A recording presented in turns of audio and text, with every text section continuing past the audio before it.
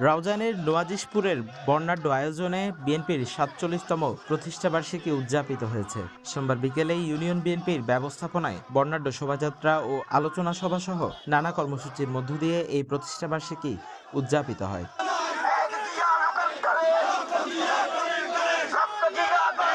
উপজেলা বিএনপির যুগ্ম আহ্বায়ক ও সাবেক ইউপি চেয়ারম্যান নুরুল হুদার সভাপতিত্বে এবং যুবদল নেতা দিদারুল আলমের সঞ্চালনায় অনুষ্ঠানে বিশেষ অতিথি ছিলেন উত্তর জেলা যুবদলের সাবেক অর্থ সম্পাদক সেলিম উদ্দিন, বিএনপির নেতা দিদারুল আলম ওয়াহিদি, উপজেলা ছাত্রদলের সদস্য সচিব মোহাম্মদ ফরিদ উদ্দিন, বিএনপি নেতা তাজ মোহাম্মদ মিয়া, Joynal master.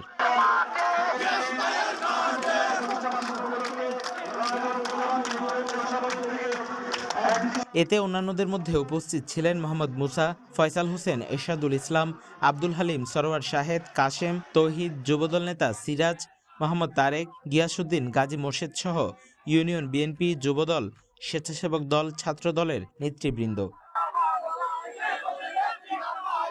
News desk, CTG post.